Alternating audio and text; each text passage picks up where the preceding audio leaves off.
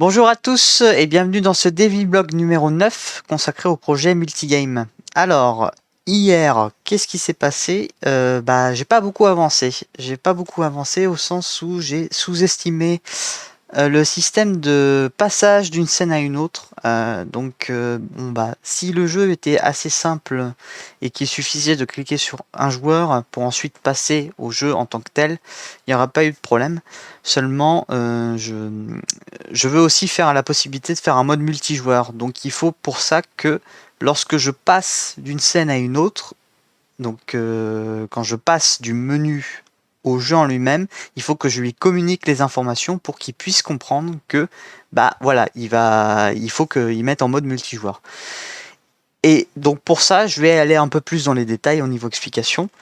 Qu'est-ce qui se passe dans Unity? Donc dans Unity, on va avoir en fait ce qu'on appelle dans notre jeu, on va avoir des scènes. Donc des scènes, ça peut représenter différents éléments, ça peut représenter un menu principal ou un jeu en lui-même, et ça va en fait permettre de découper les ressources qui vont devoir être chargées pour une scène et donc qui ne seront pas nécessaires pour une autre. Par exemple, quand on est dans le menu principal, on va pas avoir besoin des éléments graphiques du jeu en lui-même. Ça permet de bien découper et de faire les séparations, les temps de chargement entre ces fameuses scènes. Donc dans le cas d'Unity, on va avoir ici, dans mon projet qu'on peut voir ici, on va avoir le menu, donc ça c'est la scène menu, et la scène game, donc la scène jeu.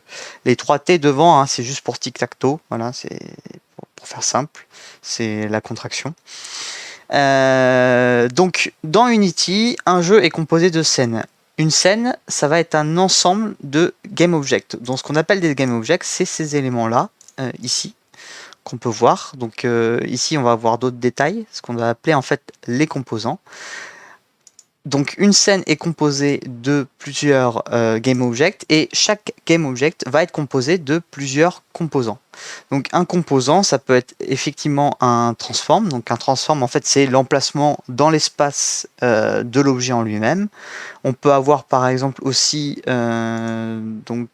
là, ça va être plus compliqué. On peut avoir une image, donc notre objet, une fois qu'il est placé avec le transform, il va par exemple avoir le composant image qui va lui permettre d'afficher une image. Donc ensuite, il va y avoir tous les paramètres de l'image et ainsi de suite pour chaque composant. Lorsqu'on va faire un script sous Unity, en fait, on va faire un composant personnalisé, et c'est ce qu'on, par exemple, on va pouvoir voir ici. Donc bon, là malheureusement le script est cassé. Il va falloir que je le répare, mais c'est ici qu'on va avoir les éléments et qu'on va pouvoir placer donc nos variables, comme on peut voir ici. Le souci, c'est que par exemple, lorsqu'on passe d'une scène à une autre,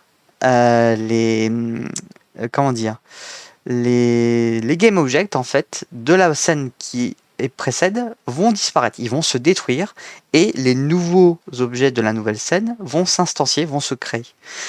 Et le souci, c'est que quand on veut faire passer une information d'une scène à une autre, on n'a rien du tout en fait pour faire passer ça. Donc la solution, c'est de ne pas détruire certains objets qui vont ensuite, une fois être dans la nouvelle scène, vont pouvoir communiquer avec les nouveaux objets. Donc pour ce faire, moi j'ai créé en fait ce qu'on appelle un manager, et ce petit script en fait va dire à mon game object, bon bah voilà, ce game object, quand on change de scène, il se détruit pas. Il va comme ça, il va pouvoir passer de scène en scène jusqu'à que je le détruise manuellement, donc que je lui dise bon bah tu te détruis directement. Et c'est ce manager en fait qui, une fois qu'il va arriver dans une nouvelle scène, donc par exemple il sera dans le menu, il va ensuite passer dans la scène game, et dans la scène game, en fait il va venir communiquer avec le script principal qui est le script ici, le TTT board, et lui dire que le jeu se lance non pas en solo mais en multijoueur. Et ensuite le board gérera lui de son côté comment il faut en fait lancer le jeu.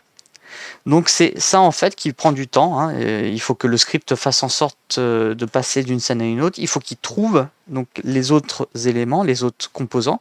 Donc pour ça il faut faire un find, il faut chercher les trucs, il faut les trier correctement. Et c'est la façon dont je veux faire le truc qui me prend un peu de temps. Donc une fois que ça sera fini, ensuite le menu, bon bah il y aura juste à dire voilà, tu me crées des boutons et puis ces boutons, quand tu cliques dessus, ça va dire au manager bon bah tu me changes de scène et tu me lances le mode multijoueur ou pas. Chose auquel je viens de penser là justement, il faut que je donne la possibilité de changer la difficulté de l'IA.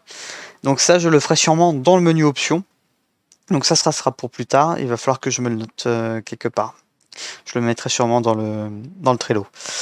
Donc le travail d'aujourd'hui, ça va être de finir le menu principal, finir ce fameux script, pour pouvoir ensuite avoir quand même un jeu complet. Et effectivement, la publication du projet sur la plateforme Itch attendra tant que j'aurai pas cette fonctionnalité finie. Et à vrai dire, elle attendra même peut-être l'implémentation du mode normal de l'IA. Je pense d'abord me concentrer au moins sur faire un mode normal, parce que actuellement l'IA est vraiment trop stupide, ça ne sert à rien, c'est même pas fun de jouer contre. Donc c'est ça qui va me prendre un peu de temps aujourd'hui. Donc l'envoi, les retards qu'il pourrait y avoir, c'est l'envoi d'informations d'une scène à une autre. Donc le système, il faut que je le peaufine, que je fasse un truc correct, histoire que je puisse ensuite le réutiliser dans d'autres mini-jeux, que ça soit facile à implémenter. Donc en général, il faut faire quelque chose de plutôt générique, comme ça c'est facile à faire, et c'est facile à réimplémenter dans d'autres jeux, par exemple, ou d'autres projets carrément. C'est le principe d'Unity, c'est le principe de faire des blocs qui sont indépendants. Donc je ne serai pas disponible la semaine prochaine, donc il n'y aura pas de daily vlog la semaine prochaine, mais je serai disponible à partir du 3 février. Donc il y aura un daily vlog le 3 février, ça sera le 10e. Donc si vous avez des questions, n'hésitez pas à en laisser dans les commentaires. Si vous voulez des informations concernant le projet, regardez dans la description. Et je vous souhaite un bon week-end. Au revoir.